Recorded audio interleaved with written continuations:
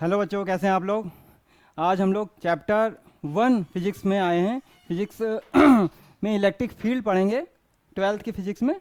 Last lecture में हमने charge और कूलम फोर्स पे न्यूमेरिकल्स लगाए थे, कूलम फोर्स पे सारे हमने केसेस कर लिए थे। आज हम लोग पढ़ेंगे इलेक्ट्रिक फील्ड। तो इलेक्ट्रिक फील्ड के बारे में सबसे पहले समझते बेटा, इलेक्ट्रिक फील्ड होती क्या है।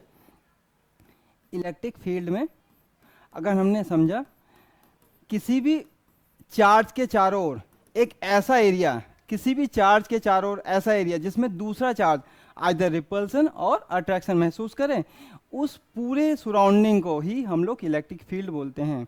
मींस किसी भी चार्ज के चारों ओर एक ऐसा एरिया जिसमें दूसरा चार्ज इलेक्ट्रिक और मैग्नेटिक फील्ड की वजह से रिपल्सन और अट्रैक्शन महसूस करें, that is called electric field. है ना, इसको लिख देते हैं जल्दी से। Area around any charge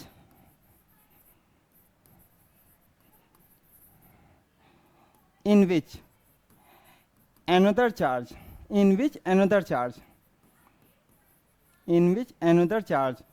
feels repulsion or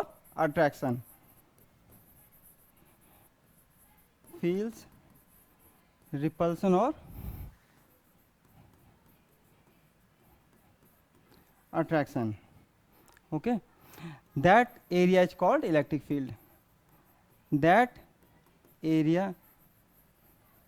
is called electric field. अच्छा, तो इलेक्ट्रिक फील्ड हम लोग की एक क्यू चार्ज ले लिया मैंने, उसके चारों ओर मैंने एक ऐसा एरिया लिया, मान लो यहाँ पे क्यू नॉट चार्ज है आर डिस्टेंस पे। तो इस चार्ज की इलेक्ट्रिक फील्ड कौन बताएगा, क्यू नॉट। इस क्यू नॉट को हम लोग टेस्ट चार्ज भी बोलते हैं, टेस्ट चार्ज बोलते हैं। ठीक है, तो टेस्ट चार्ज बोलते हैं। तो इलेक्ट्रिक फील्ड को हम लोग मेजर कैसे करेंगे, कैसे हम लोग इसको निकालेंगे, उसका फॉर्मूला क्या होता है बेटा, इलेक्ट्रिक फील्ड ई बराबर इन दोनों चार्ज के बीच में लगने वाला फोर्स और उस टेस्ट चार्ज से डिवाइड कर देंगे। किस टेस्ट चार्ज है, जो उसकी फील्ड का एक एरिया डिसाइड कर रहा होगा इन द सर्कुलर या स्पेरिकल वे में, है ना। अच्छा, तो मैंने इलेक्ट्रिक फील्ड का एक छोटा सा फॉर्मूला लिखा, ई बराबर एफ अपॉन क्यू। तो इससे सिंपल सा पता चल गया, इसको ई से डिनोट करते हैं। इलेक्ट्रिक फील्ड एफ हो गया फोर्स, क्यू नॉट हो गया टेस्ट चार्ज।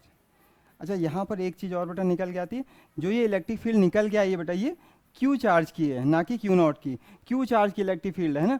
और मैं अगर मैं एफ को वैल्यू रखता हूँ यहाँ पे, ई बराबर क्या हो जाएगा, K q naught upon are square upon q naught. तो क्यू नॉट से क्यू नॉट कैंसिल आउट हो गया, तो इलेक्ट्रिक फील्ड का एक सिंपल फॉर्मूला और निकल गया है, के क्यू अपॉन आर स्क्वायर। मैंने यहाँ पे क्यू इसलिए दिखा रहा हूँ कि जिस भी इलेक्ट्रिक फील्ड जिस भी चार्ज की इलेक्ट्रिक फील्ड निकालेंगे वही चार्ज यहाँ पे ऊपर आएगा, है ना।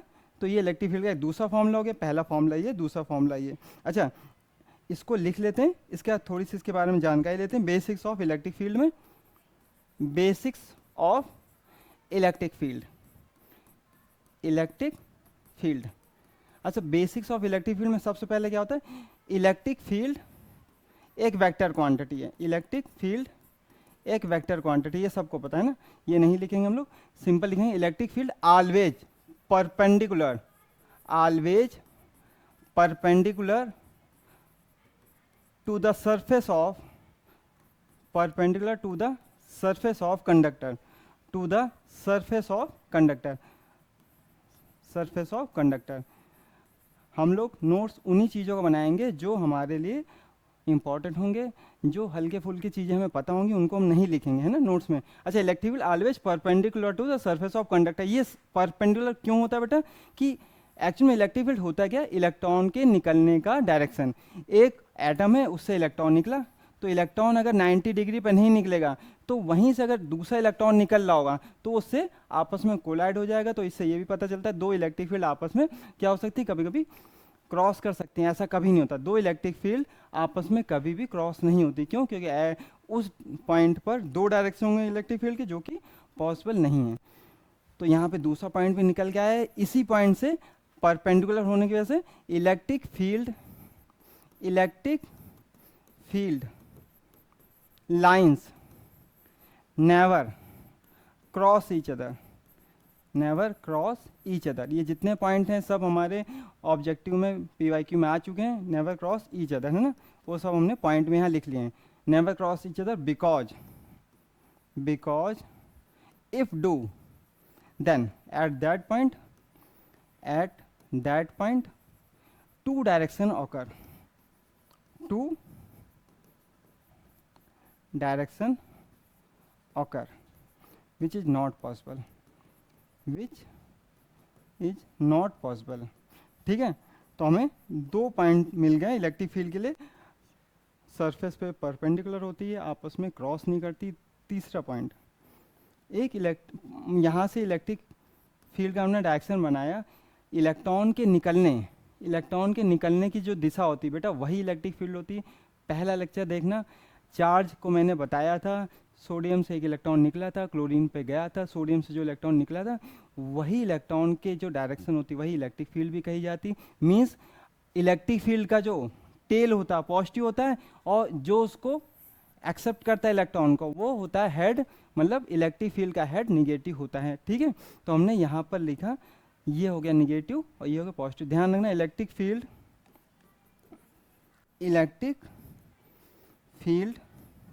Generate, electric field generate from positive side, ऐसा लिख देते हैं, and terminate to negative side. मैंने साइड बेटा इसलिए लिखा है क्योंकि यहाँ पे एक एटम नहीं और भी चीज़ें हो सकती, कोई ऑब्जेक्ट भी हो सकता है। Means electric field generate from positive side and terminate on to negative side. इससे मतलब एक चीज़ और निकल के आती है जो हम लोग का PYQ लास्ट ईयर पूछा गया था, क्या इलेक्ट्रिक फील्ड एक क्लोज लूप बनाती हैं? तो ये पॉइंट उसको पूरी तरह से डिनाई कर रहा है कि इलेक्ट्रिक फील्ड अगर जनरेट होती है पॉजिटिव से टर्मिनेट हो तो निगेटिव, तो नेवर मेक अ लूप। सो यहाँ पे लिख देते हैं, so electric field never make a close loop, electric field never make a close loop, make a close loop, है ना। इलेक्ट्रिक फील्ड के बारे में हमने बहुत सारी जानकारी लिख ली। ठीक है, अब आते हैं सिंपल से न्यूमेरिकल्स पे ना। इलेक्ट्रिक फील्ड के सारे न्यूमेरिकल इलेक्ट्रिक फोर्स की तरह होंगे, केवल यहाँ पे एक हम लोग रिवीजन कर रहे होंगे, है ना। जिन बच्चों ने लास्ट लेक्चर देखा होगा उनके लिए रिवीजन होगा, जिनका पहला लेक्चर है वो अच्छे से समझ सकते हैं। यहाँ पर क्या होगा, मुझे पूछा गया find net electric field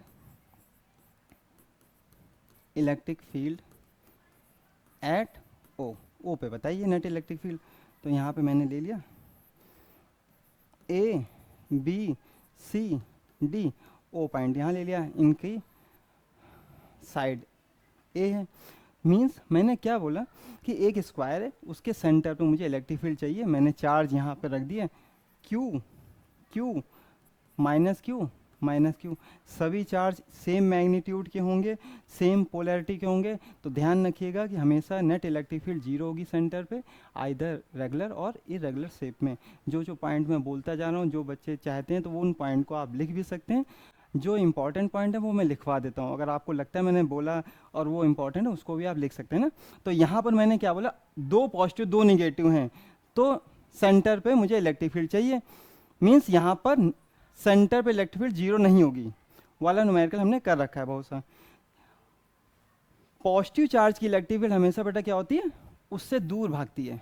positive charge की इलेक्ट्रिक फील्ड उससे दूर भागती है और निगेटिव चार्ज की इलेक्ट्रिक फील्ड उसके पास आती है। ठीक है, ये ध्यान रखना, पॉजिटिव चार्ज की इलेक्ट्रिक फील्ड उससे दूर जाती है, नेगेटिव चार्ज की उसकी तरफ आती है। इलेक्ट्रॉन का जाने आने का डायरेक्शन ये दिखाया गया है ना। तो पॉजिटिव चार्ज बी पर जो Q चार्ज है उसकी इलेक्ट्रिक फील्ड क्या होगी बेटा, इधर होगी ऐसे। इसको मैं यहाँ पे नाम दे देता हूँ EBO। और डी पे जो -Q चार्ज रखा है उसकी इलेक्ट्रिक फील्ड भी इसी डायरेक्शन में होगी, मतलब EDO। अच्छा, ए पर जो Q चार्ज रखा है O पॉइंट पे वो इलेक्ट्रिक फील्ड बनाएगा इधर की ओर EAO।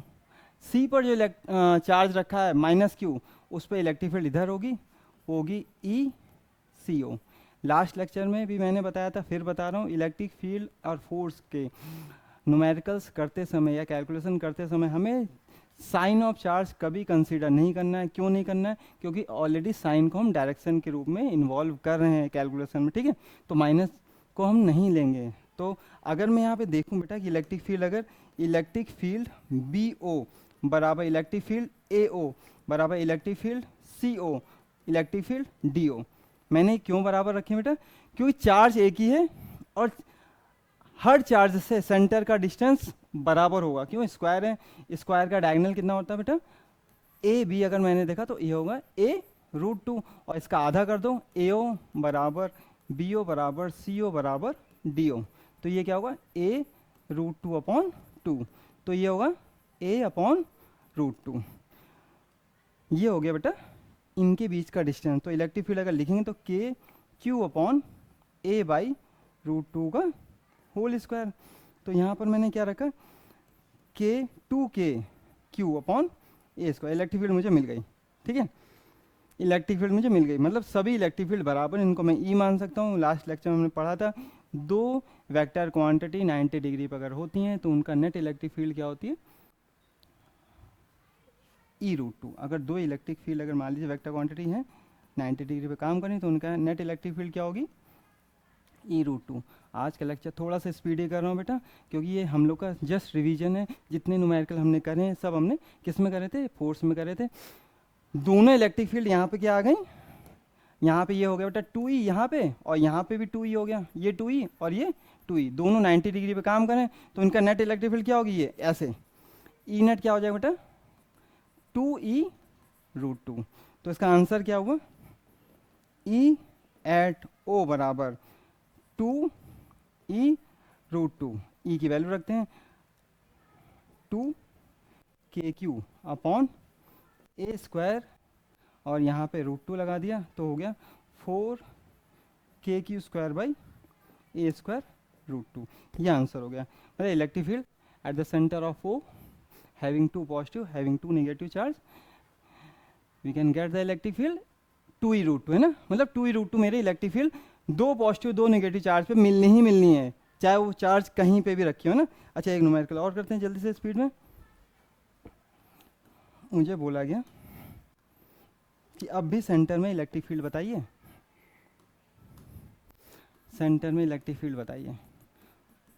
Find electric field at center of O, ऐसे दे दिया। और यहाँ पर मुझे चार फिगर बना दिए गए, Q minus Q, Q minus Q, ए ओ पॉइंट है, ठीक है, पहला पॉइंट। दूसरा यहाँ पे एक माइनस Q, Q Q और ये Q, यहाँ पे ए मैं रख दिया। हर तरह के न्यूमेरिकल कर लेंगे, कोई भी न्यूमेरिकल आ सकता है, ज़रूरी नहीं बेटा जो आपने न्यूमेरिकल क्लास में करे हों या अपनी एक्सरसाइज में करें वही न्यूमेरिकल आपके टेस्ट में एग्ज़ाम में आए। कुछ मॉडिफाई होके आ सकते हैं, तो आपका कॉन्सेप्ट क्लियर होना चाहिए। अगर थोड़ा सा अलग न्यूमेरिकल आए तो उसको भी हैंडल कर सकते हैं आप, है ना। Q Q माइनस Q, ये प्लस Q कर देता हूँ, है ना, और यहाँ पे A। अब इनको हम लोग क्या करेंगे समझेंगे, ठीक है। मुझे बोला गया बेटा कि ओ पॉइंट पे मुझे बताइए नेट इलेक्ट्रिक फील्ड, तो मैंने इसको ABCD मान लिया। बच्चों को पता था, सर ने बताया तो दो पॉजिटिव दो नेगेटिव चार्ज होंगे तो उनका इलेक्ट्रिक फील्ड 2E√2 होता है। लेकिन लास्ट न्यूमेरिकल इस न्यूमेरिकल में थोड़ा सा अंतर है, दोनों चार्जेस अगर अपोजिट डायरेक्शन में डायगोनल्स पे होंगे, सेम पोलैरिटी के सेम मैग्नीट्यूड के, तो आंसर अलग आएगा। हमेशा मेरा हर न्यूमेरिकल पहले न्यूमेरिकल से अलग हो बेटा, क्योंकि एक ही तरह के न्यूमेरिकल हमें करने की ज़रूरत नहीं। यहाँ पर पहला न्यूमेरिकल देखने में एक जैसा लग रहा है ये वाला पहले से, लेकिन ये अलग है। माइनस Q चार्ज बोलेगा मेरी इलेक्ट्रिक फील्ड इधर है, EAO। C वाला इलेक्ट्रिक फील्ड अपनी बनाएगा इधर, ECO। दोनों अपोजिट डायरेक्शन में कैंसिल आउट कर देंगे। ऐसे B वाला इलेक्ट्रिक फील्ड बनाएगा इधर की ओर, EBO। D वाला इलेक्ट्रिक फील्ड बनाएगा इधर, EDO। दो इक्वल मैग्नीट्यूड की इलेक्ट्रिक फील्ड अगर अपोजिट डायरेक्शन में होंगी तो वो आपस में एक दूसरे को कैंसिल आउट करेंगे। तो हम लोग लिखेंगे EAO कैंसिल ECO और B O, cancel E D O. तो ई नेट या ई एट ओ क्या हो जाएगा बेटा, जीरो, है ना। मतलब ओ पॉइंट पे नेट इलेक्ट्रिक फील्ड जीरो आ गई मेरी। इस पे देखते हैं, यहाँ पर इसको भी ए बी सी डी दोबारा ले लेंगे। तो यहाँ पर मैंने देखा ओ पॉइंट पे ए की इलेक्ट्रिक फील्ड क्या होगी, इस डायरेक्शन में, इसको मैंने बोला ई ए ओ। सी की इलेक्ट्रिक फील्ड इधर अपोजिट डायरेक्शन में ई सी ओ। बी की इलेक्ट्रिक फील्ड इस डायरेक्शन में ई बी ओ। और डी की भी इसी डायरेक्शन में होगी, क्यों, क्योंकि डी मेरा निगेटिव चार्ज है, बी मेरा पॉजिटिव चार्ज है, उससे दूर जाएगी। तो ये मेरी इलेक्ट्रिक फील्ड हो गई। ये दोनों इलेक्ट्रिक फील्ड आपस में कैंसिल आउट हो गई। ई ए ओ ने कैंसिल आउट कर दिया किसको, सी ओ को। मीन्स हम लोग लिखेंगे ई ए ओ कैंसिल ई सी ओ, ठीक है। एंड ई नेट क्या हो जाएगा, ई बी ओ प्लस ई सी ओ, दोनों जुड़ जाएंगे क्योंकि दोनों एक ही मैग्नीट्यूड के हैं। तो ई की वैल्यू हमें पता है 2 के क्यू अपॉन ए स्क्वायर, यहाँ आ जाएगा 4 के Q square by A square. Identity भी बना सकते हैं ऐसे न्यूमेरिकल की, दो पॉजिटिव दो अपोजिट दो निगेटिव चार्ज अपोजिट डायरेक्शन में होंगे तो यहाँ पर जीरो आएगी। लास्ट न्यूमेरिकल में था वहीं पे 2e√2 आई थी। एक निगेटिव 3 पॉजिटिव होंगे तो 2e आएगी। इसमें देखते हैं, इसमें भाई 2 निगेटिव 2 पॉजिटिव हैं, तो यहाँ पे हम लोग क्या सीधे लिख सकते हैं बेटा, इसको घर पे आप एक ट्राई करके देखिएगा, बिल्कुल सेम न्यूमेरिकल है लास्ट न्यूमेरिकल की तरह। तो ये इलेक्ट्रिक फील्ड के बारे में हमने थोड़ा बहुत समझ लिया। अच्छा, अब हम लोग आते हैं इलेक्ट्रिक डाइपोल पे। किस पे आएंगे, इलेक्ट्रिक डाइपोल पे, ठीक है। इलेक्ट्रिक डाइपोल, अच्छा इलेक्ट्रिक फील्ड को मैंने थोड़ा कम समय के लिए कर दिया क्योंकि इलेक्ट्रिक डाइपोल में फिर हम इलेक्ट्रिक फील्ड को पढ़ेंगे इलेक्ट्रिक डाइपोल के एक्सेस पे और इलेक्ट्रिक डाइपोल के परपेंडिकुलर एक्सेस पे, ठीक है। इलेक्ट्रिक फील्ड को हमने थोड़ा सा रोका है क्योंकि इलेक्ट्रिक डाइपोल के बिना इलेक्ट्रिक फील्ड को हम अच्छे से समझ नहीं सकते ना, ठीक है।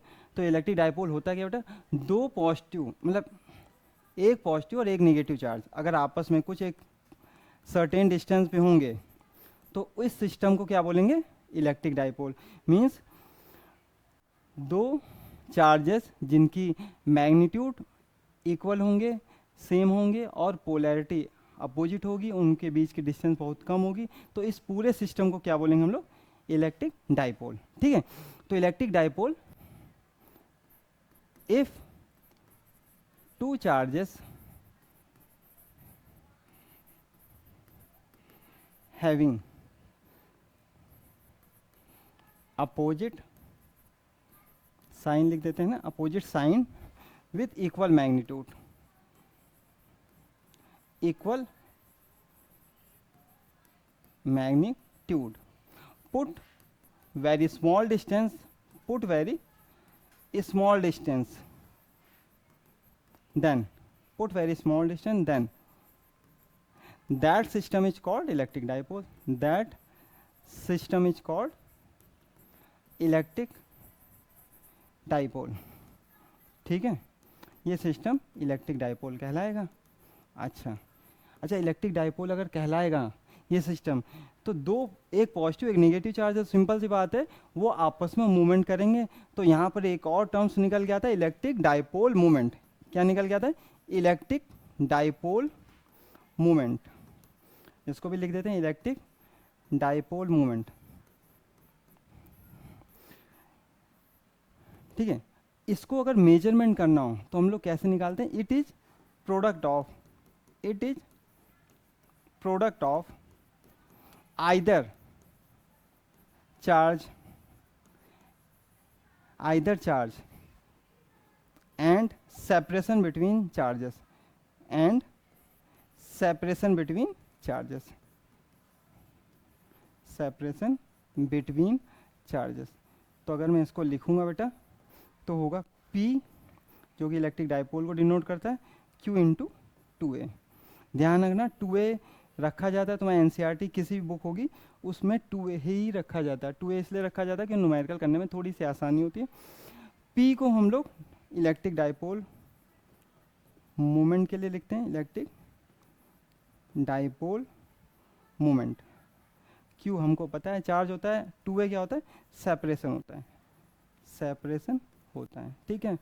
अच्छा, सिंपल सी बात है, वेक्टर क्वांटिटी है, ठीक है, इट इज वेक्टर क्वांटिटी, ये हमने लिख दिया। तो अगर वेक्टर क्वांटिटी है तो इसकी डायरेक्शन भी होगी, डायरेक्शन पूछी जाती है हम लोग के ऑब्जेक्टिव में। क्या डायरेक्शन होगी बेटा, जो इलेक्ट्रिक फील्ड की डायरेक्शन होगी उसके अपोजिट होगी इलेक्ट्रिक डाइपोल मूवमेंट की डायरेक्शन। अगर इलेक्ट्रिक फील्ड की डायरेक्शन हमें याद हो पॉजिटिव से निगेटिव होती थी, तो इसकी डायरेक्शन क्या होगी बेटा, निगेटिव से पॉजिटिव। डाइपोल मूवमेंट की डायरेक्शन क्या होगी, निगेटिव से पॉजिटिव। हमने बना दी, यहाँ पे लिख भी देते हैं, its direction is just opposite to direction of electric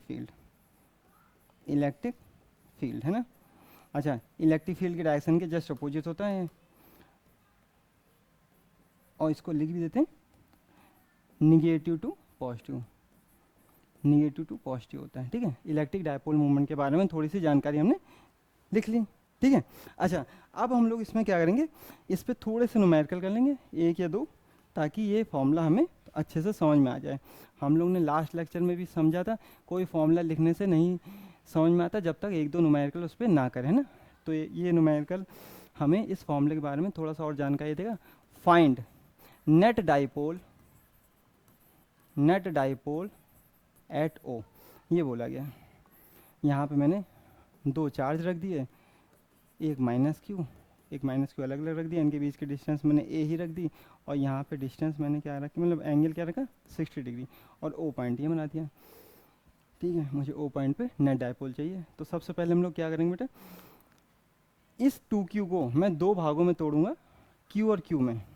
तो यहाँ पे ये फिगर मेरा ऐसे बन जाएगा, एक q इधर बन गया, एक q इधर बन गया, एक माइनस q उधर बन गया, एक माइनस q उधर बन गया। इनिशियल स्टेप पे हम लोग ये फिगर बना रहे हैं। जब ऐसे न्यूमेरिकल आप करने लगेंगे तो 2q का मतलब वहाँ पर 2 डाइपोल होंगे, है ना। तो यहाँ पर अगर मैं मानूँ एक डाइपोल मूवमेंट का डायरेक्शन क्या होगा बेटा, इसे माइनस q से प्लस q तरफ, ये हो गया p, इसका भी डायरेक्शन इधर होगा। एंगल कितना हो गया इनका, 60 डिग्री। तो दोनों डाइपोल को अगर मैं इसको इधर खींच के ले जाऊँ और इसको इधर ले जाऊँ यहाँ पर, है ना, तो इनके बीच का एंगल कितना होगा बेटा, ये 60 डिग्री है, ये p है, ये p है, तो एंगल क्या निकल के आ गया, 120 डिग्री। एंगल क्या हुआ, 120 डिग्री, ठीक है। 2 इक्वल मैग्नीट्यूड के वेक्टर क्वांटिटी अगर 120 पे काम करते हैं तो उनका नेट मतलब नेट कितना होता है। अगर मैं लिखूँगा पी नेट, तो पी नेट कितना हो जाएगा, पी कैसे निकला ये, यहाँ पे लिख लेते हैं बेटा, पी नेट कैसे होगा, P square plus P square 2p cos 120, है ना। तो यहाँ पे लिया हमने 2p square plus 2p square cos 120 को -1/2 लिखते हैं, 2 से 2 कैंसिल आउट हुआ, ये हो गया 2p square minus p square, ये हो गया p स्क्वायर, तो इसको p लिख देंगे, ठीक है। तो कुल मिला के पी नेट मेरा p आ गया। ऐसा न्यूमेरिकल हम और भी कर सकते हैं। मुझे डाइपोल मूवमेंट का डायरेक्शन देखना होगा, उसके बाद क्या करेंगे, ये वाला फॉर्मूला लगा देंगे। ये फॉर्मूला हमने फोर्स के लिए यूज किया था, ठीक है। तो ये न्यूमेरिकल हमारा क्लियर होता है। अच्छा, एक न्यूमेरिकल और देखते हैं हम लोग डाइपोल मूवमेंट पे ही। यहाँ पर हम लोग एक न्यूमेरिकल और लेंगे हम लोग कि find net dipole movement at A पे बताइए। ये मुझे ऐसे फिगर बनाया गया, ये फिगर ऐसे मुझे दे दिया गया। यहाँ पर है माइनस क्यू चार्ज है, माइनस क्यू है, ये भी माइनस क्यू, यहाँ पे 3q रखा गया। ये सारी डिस्टेंस a रख दी गई, सपोज करें, है ना, ये डिस्टेंस a रखी गई। तो मुझे बोला गया यहाँ पर मुझे a पॉइंट पे नेट डायपोल मोमेंट चाहिए। तो हम लोग 3q को क्या मानेंगे, q q q, तीन तरह से q मान के ले लेंगे। एक q ये, दूसरा q, तीसरा q, मतलब 3 डायपोल हो गए। 3 डायपोल होते डायरेक्शन क्या देखिए इसकी इधर होगी, -q से +q है ना, ये इधर होगी, ये इधर ऐसे होगी, है ना। अच्छा लास्ट, हाँ ठीक है, तो -q से +q होगी, मतलब ऐसे होगी। ये p हो गया, ये p हो गया, ये p हो गया, पक्का। अच्छा अच्छा, ये एक इक्विलेटरल एंगल है, तो इनके बीच का एंगल कितना होगा बेटा, 60 डिग्री, और ये वाला भी है 60 डिग्री। दोनों के एंगल 60 60 120 हो गए।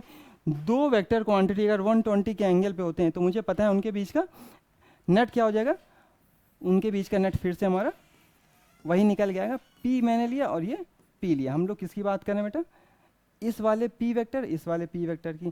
तो इनका P नेट कितना निकलेगा, P नेट आ जाएगा P। दो इक्वल वेक्टर क्वांटिटी 120 पे अगर काम करते हैं तो उनका P नेट होता है मेरा P। ऐसा कर दिया। अच्छा ये वाला बेटा P इधर आया और ये वाला P तो ऑलरेडी इसी डायरेक्शन में था, तो P net P total P net ऐसे लिख दें, total P net at A, ये क्या हो जाएगा 2P, ठीक है। और P होगा क्या 2Q इंटू A, है ना। तो यहाँ पर मुझे A लेना पड़ा क्योंकि उन्होंने ऑलरेडी A दिया था। मुझे 2A नहीं रखना है, जितनी भी सेपरेशन दी जाएगी मैं उतना ही सेपरेशन रखूँगा यहाँ पे, ठीक है। अच्छा तो कुल मिला के हम लोग को एक चीज़ समझ में आ गई कि डायपोल मोमेंट के न्यूमेरिकल में डायरेक्शन बनाएंगे। फिर हम लोग 2-3 चीज़ें याद रखेंगे, जो बच्चे नए जुड़े हैं वो फिर से एक चीज़ बना लें, दो इक्वल वेक्टर क्वांटिटी अगर 90 डिग्री पे काम करती हैं तो उनका P नेट कितना होता है बेटा, P√2, P√2। दो इक्वल वेक्टर क्वांटिटी 60 डिग्री पे होंगी तो उनका P नेट कितना होगा, P√3।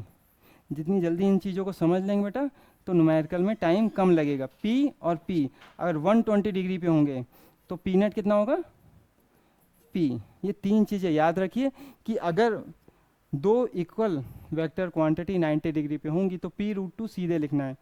मोस्टली बच्चों को पता है, अगर आप उन बच्चों में नहीं है तो आपको भी उन्हीं बच्चों में शामिल होना है कि मुझे थोड़े शॉर्टकट याद होने चाहिए। टू वेक्टर क्वांटिटी 60 डिग्री पे P√3, दो इक्वल वेक्टर क्वांटिटी 120 पे तो उसका P आ जाएगा, है ना। तो इस तरह से हमने ये न्यूमेरिकल भी कर लिया। अच्छा अब आते हैं एक डेरिवेशन पे, हम लोग लेंगे इलेक्ट्रिक फील्ड। लिखेंगे हम लोग इलेक्ट्रिक फील्ड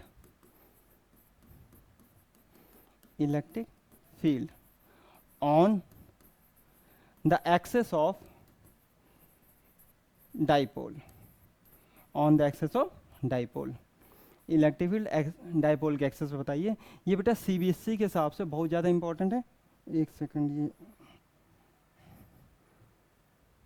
ये बंद हो गया था। अच्छा ये electric field on the axis of dipole हो जाता है कभी कभी।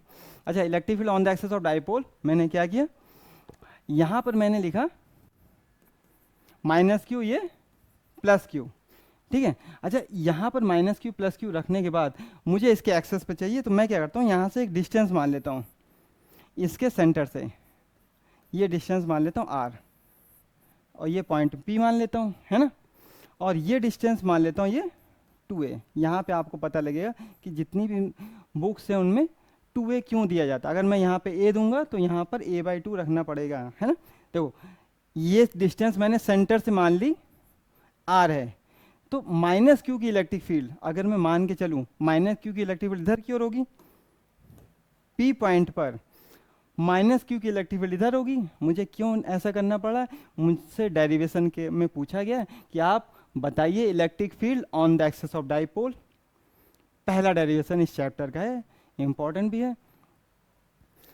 Electric field on the axis of dipole चाहिए तो डाइपोल किससे मिलके बना, -q +q से। -q की इलेक्ट्रिक फील्ड क्या इस तरफ होगी, क्या सब बच्चों को पता है, E -q मैंने कर दिया। और +q की इलेक्ट्रिक फील्ड किधर होगी, इधर होगी। दो वेक्टर क्वांटिटी अगर अपोजिट डायरेक्शन में हो तो वहाँ पर E नेट कैसे निकालते हैं हम सबको पता है, ऐसे लिखेंगे E net at O, E net at O, E +q E -q, ऐसे लिख सकते हैं। ये -q की जगह अगर मैं माइनस रखूं, एक सेकंड, यहाँ पे माइनस रखूं, माइनस क्यों रखेंगे बेटा, चीज़ें बेटा थोड़ा समझते हैं हम लोग। यहाँ पर मैंने सीधे लिखा E Q minus E minus Q, ऐसे रखा। मैंने मैग्नीट्यूड लिए हैं, वेक्टर में नहीं जाएंगे, है ना। इसका मैग्नीट्यूड माइनस इसका मैग्नीट्यूड ले लिया मैंने, और electric field eight point P निकालना चाहता हूँ। तो ई क्यू को कैसे निकालेंगे, होगा क्या, के क्यू, यहाँ से यहाँ तक की डिस्टेंस कितनी होगी, आर से स्मॉल ए को माइनस कर दें, ये डिस्टेंस कितनी होगी बेटा, ए, ये भी ए होगी। तो इतनी डिस्टेंस क्या हो, क्यू से पी पॉइंट तक डायरेक्शन, मतलब ये डिस्टेंस कितनी हो, आर माइनस ए मैंने रखा, आर माइनस ए का होल स्क्वायर माइनस के Q upon R plus A का होल स्क्वायर। माइनस क्यू ये है, यहाँ से डिस्टेंस क्या, R plus A, R plus A का होल स्क्वायर। के क्यू को मैंने कॉमन लिया, तो ये हुआ 1 अपॉन आर माइनस ए का whole square minus 1 upon R plus A का होल स्क्वायर। ठीक है, सही है। अच्छा, अब मैं यहाँ पे एलसीएम लेता हूँ। एलसीएम लेंगे तो हम लोग क्या करेंगे, के क्यू आर प्लस ए का whole square minus R minus A का whole square upon R minus A का whole square R plus A का होल स्क्वायर। ठीक है, के क्यू, इसका ब्रैकेट खोल दिया मैंने, ये हो गया R square plus A square plus 2 are A. ये मैं ब्रैकेट भी खोलूंगा, माइनस का साइन भी खोलूंगा, तो क्या हो जाएगा बेटा, ये लिख देता था, r square plus A square minus 2 are a, bracket बंद किया, अपॉन में ए माइनस भी ए प्लस भी लगाया मैंने, तो यहाँ पे क्या होगा, R square minus A square का होल स्क्वायर। अच्छा, के क्यू, ये खोला मैंने, are square plus A square plus 2 are A, ये ब्रैकेट खोल दिया, तो सारे साइन अपोजिट हो जाएंगे, ए स्क्वायर ये हो जाएगा प्लस 2 आर ए अपॉन में यहाँ पे क्या रखा, अगर मैं ये मान के चलूँ कि आर के अपोजिट, मतलब आर के सामने ए बहुत ही छोटा है, अगर मैं मान के चलूँ आर के सामने ए बहुत छोटा है, तो हम लोग क्या मानेंगे, आर स्क्वायर माइनस 0 स्क्वायर का होल स्क्वायर, और ये आपस में कैंसिल आउट हो सकते हैं। अगर मैं देखूँ ये इसके साथ कैंसिल आउट हुआ, ये इसके साथ कैंसिल आउट हुआ, और ये तो अपना आर की पावर 4 बन गया। तो ऊपर क्या बचेगा बेटा, यहाँ पर लेंगे K Q 2 are A plus 2 are A, ऐसा करते हैं, इसको रख देते हैं 2 आर इंटू 2 ए, ऐसा कर देते हैं, और ये हो जाएगा आर की पावर 4। यहाँ तक समझ में आया। अच्छा, क्यू इंटू 2 ए को पी रख सकते हैं, क्यू इंटू 2 ए को क्या रख सकते हैं, पी, क्यू और 2 ए को क्या रख सकते हैं, पी, तो हमने पी रख दिया सीधे। तो यहाँ पे क्या बना बेटा, के 2, एक आर से आर उड़ा भी दो यहाँ पे, के 2 पी अपॉन आर क्यूब, ये बन गया के 2 पी अपॉन आर क्यूब। ठीक है, तो हम लोग का electric field on the axis of dipole कितना है, के 2 पी बाई आर क्यूब, है ना। ये हो गया मेरा डेरिवेशन। ठीक है, अच्छा इस पे एक डेरिवेशन और आता है, उसको भी जल्दी समझ लेते हैं।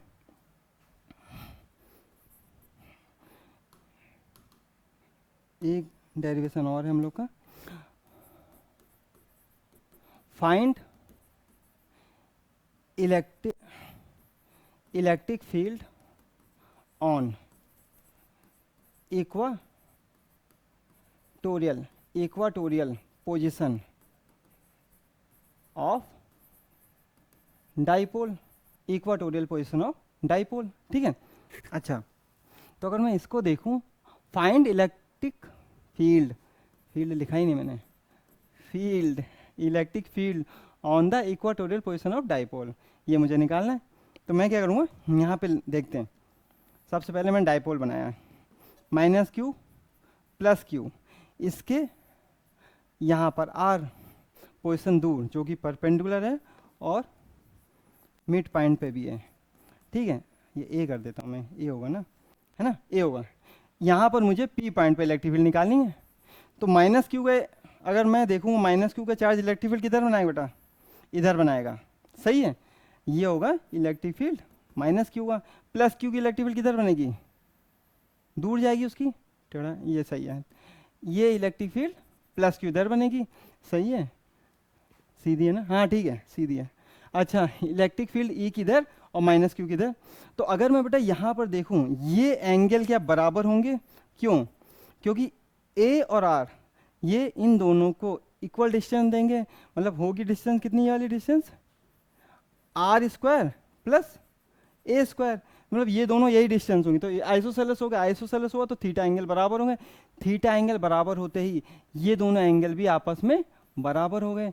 ये दोनों एंगल अगर बराबर हो गए तो यहाँ पे इसका एक कंपोनेंट लिखिए बेटा, ये होगा ई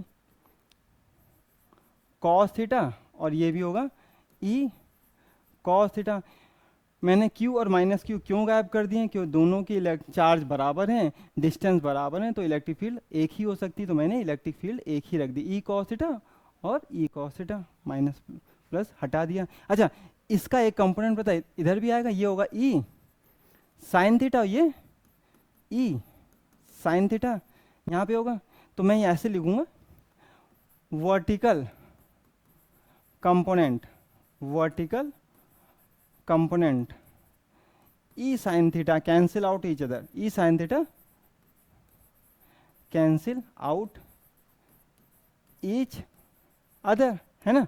अच्छा vertical component E sine theta cancel out each other, अगर कैंसिल आउट कर दिया तो नेट क्या होगी, then E net, E net at O, E net at P, P कितना हो जाएगा, ये लिखेंगे हम लोग 2 ई कॉस थीटा। क्या ये सारी कहानी आप लोग लिख सकते हैं, हम लोग केवल वही चीज़ लिखेंगे बेटा जो ज़रूरत होगी, हम लोग ने यहाँ पे लिख सकते हो आप लोग कहानी भी। एक डाइपोल था माइनस क्यू प्लस क्यू का, उनके बीच की डिस्टेंस 2a थी, उनके परपेंडिकुलर एक्सेस पे आर डिस्टेंस पे पी पॉइंट पे इलेक्ट्रिक फील्ड निकालनी थी। उसके बाद ये कहानी हम लोग करते हैं ना, उसको आप लिख भी सकते हैं, नहीं भी लिखेंगे तो भी सही है, समझना चाहिए, समझ में आना चाहिए आपको।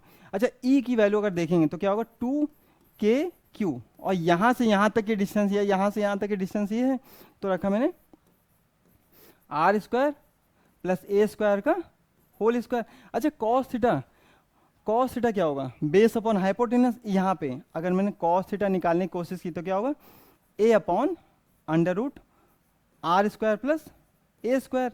ये कॉस थीटा की वैल्यू यहाँ रख देते हैं, यहाँ रखा मैंने A upon under root R square plus A square. अच्छा फिर से हम लोग को जहाँ पे Q और 2a मिले बेटा, आपको जहाँ पे भी Q और 2a मिल जाए उसकी जगह P रख दिया करो। Derivation of the electric field on the axis of dipole या इक्वाटोरियल पोजीशन ऑफ डाइपोल, जहाँ पर भी आपको E और 2a मिल जाए तो वहाँ पे आप रख दीजिए P। तो मैंने रख दिया यहाँ पे P बराबर Q इंटू 2a, यहाँ रखा। तो यहाँ पर क्या बन गया बेटा, और साथ में एक चीज़ और रखी, यहाँ पे एक चीज़ और रख देते हैं, क्या एक साथ ही रखते हैं, आर ए से बहुत ज़्यादा बड़ा है, तो यहाँ पे रखा मैंने ये रखा बेटा के पी। इसको मैंने अगर देखना चाहूँ तो बेटा आर स्क्वायर प्लस ए स्क्वायर, ये बन गया मेरा स्क्वायर अंडर रूट हट के कैंसिल आउट हो गया, और इसको कैसे लिख सकते हैं आर स्क्वायर प्लस ए स्क्वायर पावर 1/2, सही है। तो यहाँ हो गया K P upon are square plus A square, इन दोनों को आपस में जोड़ दो 1 और 1/2 को, तो ये हो गया 3/2, ए को 0 कर दो किसके, अच्छा इसको यहाँ पे लिख देता हूँ ना, यहाँ पे होगा बेटा K P upon are square की पावर 3/2, 2 से 2 कट गया तो क्या आ गया बेटा K p by r cube. Final answer ये है, ये हो गया हम लोग का final answer on the axis of dipole. ठीक है, तो आज हमने इलेक्ट्रिक फील्ड के बारे में समझा, इलेक्ट्रिक फील्ड डाइपोल मूवमेंट समझा। ठीक है, इलेक्ट्रिक फील्ड पे भी न्यूमेरिकल किए, इलेक्ट्रिक डाइपोल मूवमेंट पे न्यूमेरिकल किए, डेरिवेशन पहला डेरिवेशन इस चैप्टर का किया electric field on the axis of dipole, second derivation भी किया electric field on the equatorial position या perpendicular bisector of the dipole, हमने दोनों डेरिवेशन कर लिए। आज के लिए इतना, नेक्स्ट क्लास में हम लोग इसमें आगे और करेंगे, गॉस लॉ भी पढ़ेंगे। ओके बेटा।